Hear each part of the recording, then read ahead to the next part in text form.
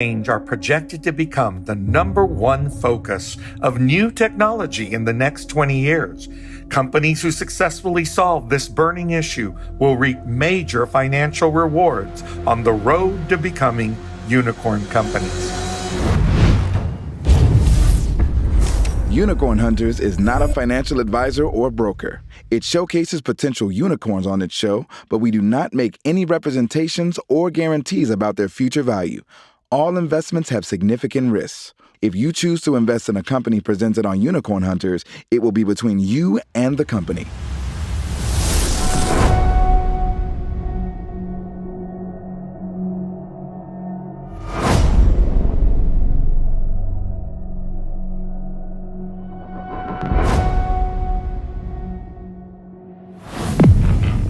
Get ready, world, for a whole new way to invest.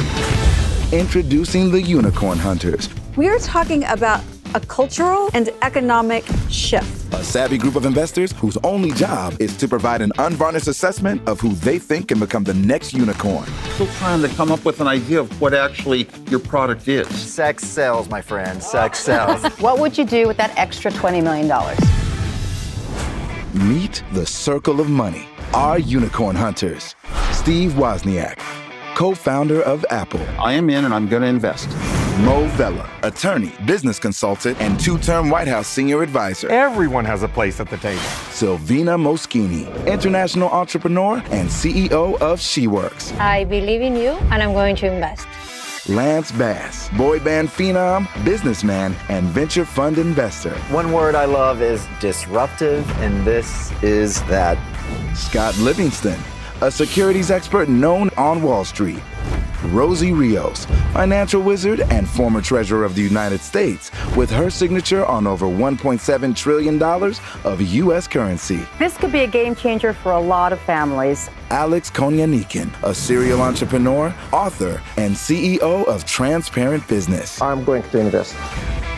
Together with you, they're on the hunt for the next unicorn.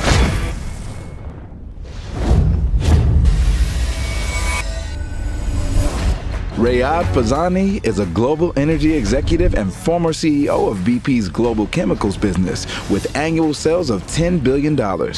His company SKH has far-reaching plans to harness the global excess of carbon dioxide using an innovative technology product known as MechanicalTrees.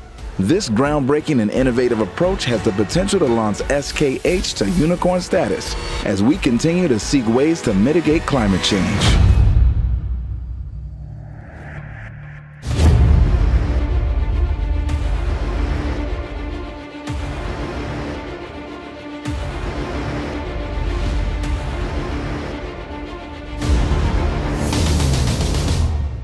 Hello everyone, I'm Rayad Fazani and I'm the Executive Director of SKH, a company that was founded to commercialize a technology called MechanicalTrees.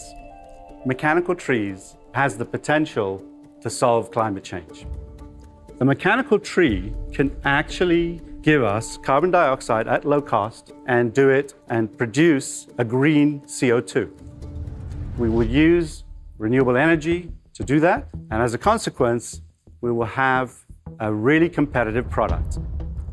The MechanicalTrees technology was invented by Dr. Klaus Lackner, a renowned professor, a physicist, and the director of the Center for Negative Carbon Emissions at Arizona State University.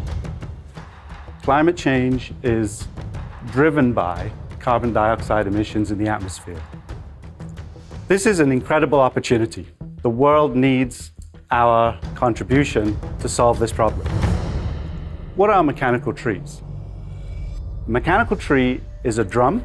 It is 2.5 meters high and 1.5 meters wide, and it has 150 discs sitting inside. Those discs are lifted up in the air 10 meters high, and they separate. And as they separate, they allow the flow of air to come through. There is a material inside those discs that tracks the CO2, collects the CO2, and then the discs fall back into the drum. We put the lid on, and we inject a light steam, a low temperature source of heat that allows the CO2 to be released from that sorbent and collected. We then dry it, compress it, and it's ready for use. Wow. Great. Almost all carbon dioxide is made with hydrocarbon products. We're using hydrocarbons to make CO2 that we have too much of in the atmosphere. When you want to buy carbon dioxide today, you will pay between $300 a ton and $1,000 a ton. MechanicalTrees has the flexibility to put one tree for one customer that produces 80 kilograms. So if you're a small user, you can have one tree right at your site. You don't have to pay transportation costs. You don't have to get the product to that location. It's there for you. And if you want to use 1 million tons, we can do that too, because we can build a carbon farm. That is how we're able to really compete, by being able to deliver the right product to the customer and also doing it at a scale that makes sense. Now, who are the customers that we're going to be targeting? The first is the food and beverages sector. The second is agriculture. And then third, the industrial sector. So what do we need in terms of financial resources to make that happen? In 2019, we raised a round for $15 million, of which $11 million has already been committed, as well as a number of small investors ranging from $50,000 all the way to $400,000. Those investors have helped us get off the ground and build our first commercial unit, which we're right in the middle of. What we're planning to do is to offer $4 million of that round, what's left of it, on the same terms as those investors, to you and anyone who wants to join our mission. We will also open a new round of $25 million, which will be at a premium to this round, that will be also available to all of you and the investors that want to join our mission. We believe this technology has the ultimate potential to solve climate change, and we would love for you to join us in our mission. Thank you. Great. Thank you. Wow.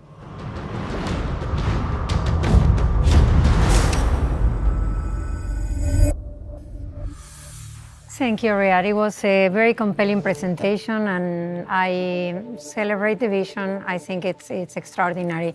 But I have many questions. One is a little bit more about the unit economics. What are the projected revenues that you have for the company? There are many companies that approached us already saying, can we buy a tree? When can we buy a tree? Now, there are great economics to be had. I'll give you a very simple example of that. A university buys a lot of CO2 today in gas canisters. They are paying, let's say, over $1,000 for that. They have committed to us to say, if you can make the CO2 at less than $1,000, we'll buy it. So that's the strategy we're following. So I want to make sure I've got this. Yes. I also in 1995 had the privilege of working for Al Gore, but I don't remember everything, okay? So bear with me here. Yes. These mechanical trees, Yes. they're going to capture CO2, is that correct? Yes, correct. And then you are repurposing that CO2 to become green CO2. Is that an accurate statement? Yeah, I think the capture process and the sale process is part of the repurposing. I just wanted to be clear because I can't always grasp these concepts. You've grasped it pretty well. Well, thank you. And this whole process that we're building,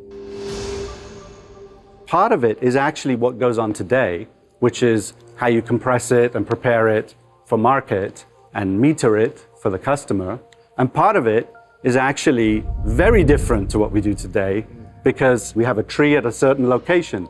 You don't have to truck it, pipe it, put it in a storage tank, nothing. You can just take it from the source right into your application. Accessibility. Riyad, now you capture CO2, a gas, and you hold it because your drum is tight, but it almost suggests, what if you just took fossil fuel to pretty low cost and used it to get your carbon dioxide the same way? first of all, it's a lot more processing, right? Because when you boil crude oil, for example, and I used to run a business that does that, a refining business, you are not just producing CO2, you're producing all kinds of gases and fluids, and it needs to be done at very high temperatures to actually work. The reality is that, yes, you can burn any material to make CO2, but the way that we've conceptualized this is that we want to take CO2 out of the atmosphere. When you said 80 kilograms of CO2 per tree, is that per year or something? Per day. I mean, per day. What percentage would 1 million trees be of the total CO2 that is emitted already? We think that we have to get to something like 4-5 million tons a day facilities to start making material difference to the balance of CO2. But have you been speaking to any of the buyers of CO2? Of course, yes. So I mentioned the beverages industry. We're speaking to a number of the major players there. In the automotive sector, we're talking to many of them. And they've approached us because they want the technology on their sites to reduce their carbon dioxide footprint and to use carbon dioxide from the air rather than from hydrocarbon sources. So I can see interest from the federal government on something like this. Sure. Are you pursuing government contracts? I would put them in the same category as other interested parties. Department of Defense, we've had some discussions with some of the military folks because they actually, turns out, are always willing to try out new technologies for different uses. There's a lot of value in getting engaged with the national centers for technology and government sources to help accelerate what we're doing. Riyad, you mentioned that you don't own the technology, that you license it. Yes. And that the licensing fee is a significant part of the cost for this round which you're currently raising. Yeah. What are your licensing fees? I need to check with our lawyers to make sure I'm not violating a confidentiality agreement. Is it something which you disclosed in your private placement memorandum? The budget will be. Okay. Riyad, first, I am a math and science guy. This type of innovation is so up my alley. I've been lucky enough to chair the executive board of the Environmental Media Association for years, so I'm very educated about this. But realistically, how many of these trees would we need in this world to combat the climate right now? Well, so one actual natural tree, we need 1,000 of those over their life to collect the same amount of CO2 as one mechanical tree. Okay, oh wow, that's nice. Okay, and then my other question is, in making this product, what is your carbon footprint on that? Yeah, so if we end up with renewable energy as the source to power it, it's really very small. Okay. If we're using hydrocarbons, then it's not quite as energy intensive as a refinery or something like that, but probably somewhere in between. Okay. For us, we think that carbon footprint, if we do exactly what we're saying we're going to do, is going to be insignificant in the scale of what we're generating. So Riyad, for every one mechanical tree, it replaces 1,000 natural trees. Over their whole life. Over the whole life. Yeah. Riyad, I'd like to ask you about the ownership structure. You presented yourself as the executive director of your company. Are you also the founder? I'm not. We have 3 people who we would class as founders. They are the CEO of the company, a gentleman called Paul O'Moran, and a couple of individuals that worked in Arizona State University and had the foresight to say, this technology now needs to be commercialized, and then sought the collection of people that we ended up putting together to actually make it happen. In terms of equity ownership, we have probably a group of 6 people who have started off with all of the shares in the company, and as investors came in, there's dilution. It's all subject to the valuation that we have in place and the deals we have in place. And it will continue that way. Okay, and what was the valuation of your $15 million round? We haven't actually publicized it. It was $55 million. you mentioned that the intellectual property belongs to Dr. Lackner, correct? Did he assign intellectual property to your company in an exclusive basis? How does it work? Excellent question. Yes, Dr. Lackner and Arizona State University own the IP. They have licensed it to us on a very long-term basis, but essentially it's exclusive. No one else gets to look at it. No one else gets to use it. And if they want to, they have to come and see us. Woz, you look intently focused. What are you thinking? Well, I'm thinking that there's still a lot of questions in my head. You're only in the middle of your first commercial unit.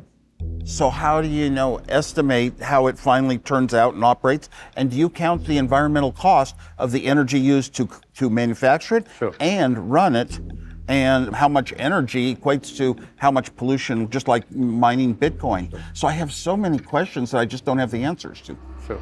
Well, what we're trying to do is, knock them down one by one. The first question is, does it work? And that's why we built the first commercial unit, because we've proved it in the lab and we've proved it five times over, but that's not enough. People want to see a full-scale unit. If it works at too great a cost, then the cost could have been applied more efficiently elsewhere to get greater carbon capture, perhaps. But we're consciously adding cost to this first tree because we want to measure everything that comes out of it. We want to understand every piece of how it's working. And so once we know how to work on it in an optimized fashion, we can then stop using all of that instrumentation and strip it down to its basic function and control its operating envelope so it doesn't have to... But you have to get to that point to decide if it's worthwhile and cost effective. Right, but that point is not that far away in terms of the first commercial scale unit. We're talking about the back end of this year. We will know exactly how to operate this unit. Rayad, you're doing an incredible job and we're very grateful. But I think we need a little time amongst ourselves. Sure. If you don't mind stepping away from the circle of money, we'll have you back in a few minutes. Thank you. Thank you, Rayad. Thank you. A small company, we just live and die by the capital that we have. Investment means the world. It's a vote of confidence. The whole panel was different skill sets, different ways of thinking. It just would be really a big boost to our team to add on to the institutions we already have and the individuals we already have.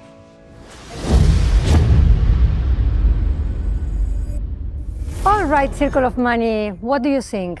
There is nothing wrong in licensing and monetizing technology developed by others. So licensing wouldn't be a deal breaker. But we are trying to provide to viewers transparent access to select pre-IPO opportunities. And transparency is the key word.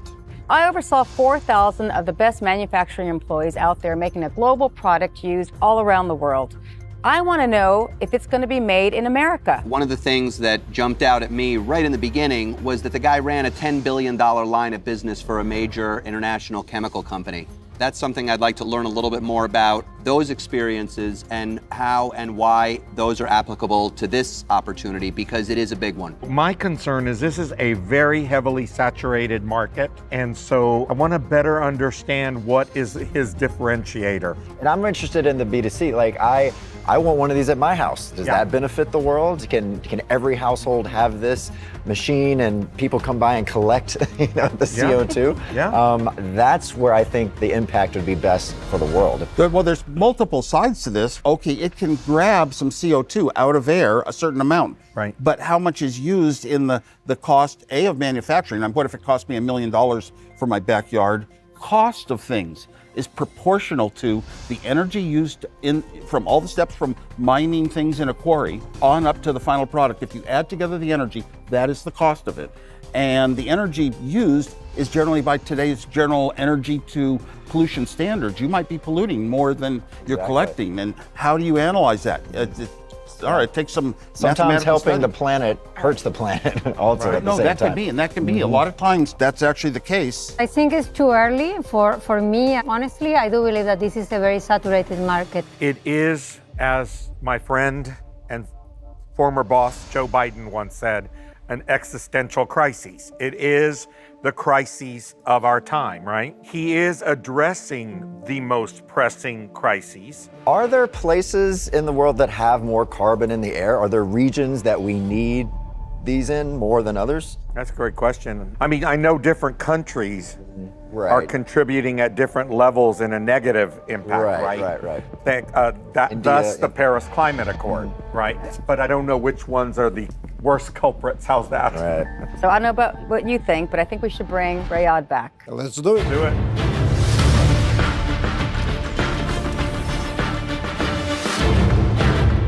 Rayad, we are going to give you 60 seconds to explain to us and everyone watching why we should invest in your company. Let's go.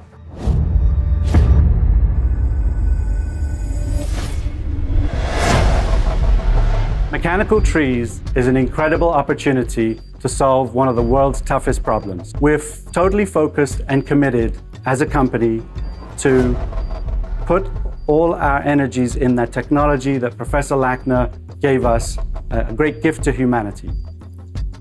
All we need to do is stay focused on our execution, build the first mechanical scale tree, continue to build customers and interest in our company. We would love to have as many people join our mission to make a difference as possible. And I welcome you, and I ask you, and I invite you to join us. Thank you. Thank you, Riyadh. It's time to make a move.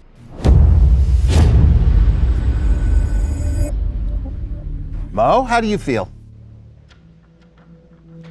Riyadh, you know what? I'm really proud of all of your success in your career. Inshallah, SKH will reach its goal and objective. You know what? I'm going to invest. Thank you. Riyadh, I celebrate the cause. I think it's one of the most important and pressing issues that we have today. I'm extremely structured. I'm a control freak, so they say, and I don't see yet, with the information provided, all the data that I need to make a decision. So I will pass. Brad, I think there's a need for what you're making, and I really love this concept, but there are a couple of concerns that I have. One is your technology is licensed, so it's not really proprietary. So I'm hoping that you come back, provide some more information, that'll be posted on the website, and then our audience can make a decision for themselves. Because I think there's a lot of great information, but I think it's still forthcoming. Thank you. Rayad, I think you have an incredible opportunity, but chemistry is not my expertise. So I'm going to do a little bit more research on the website, and I suggest those who are interested do the same. We'll look forward to following up. Thank you. Riyadh, you have two main points. I have, for my whole life, been a friend of the environment in every way that I can.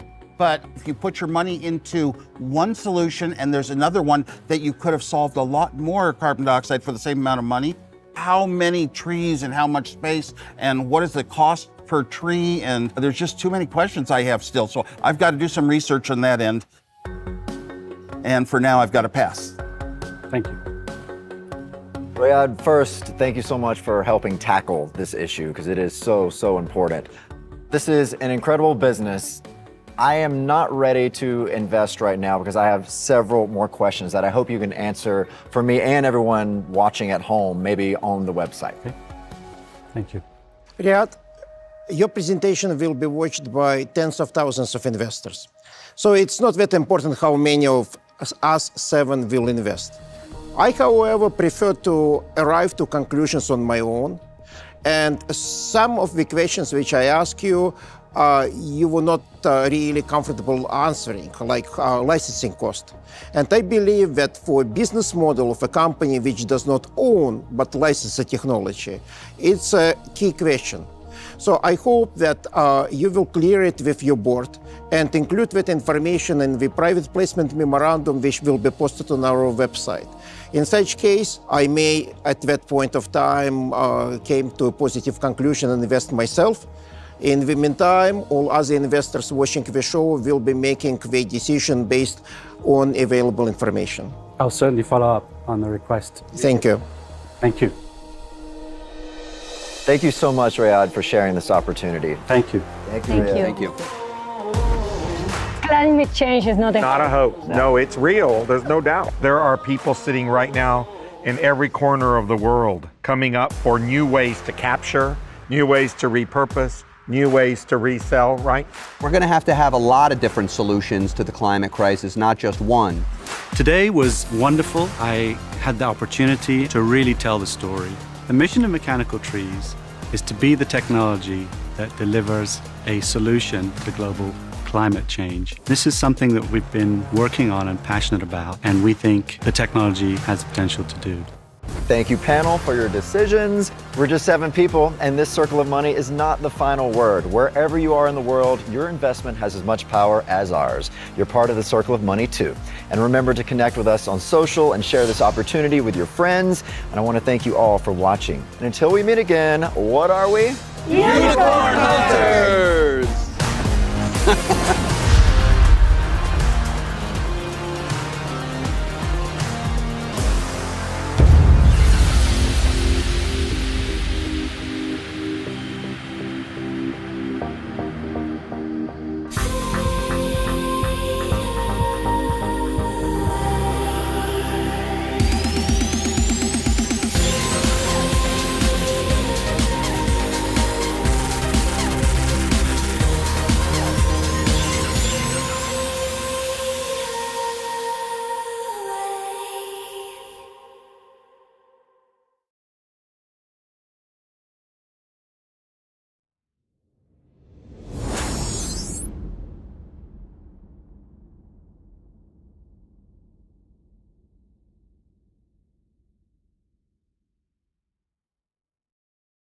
Unicorn Hunters is not a financial advisor or broker. It showcases potential unicorns on its show, but we do not make any representations or guarantees about their future value.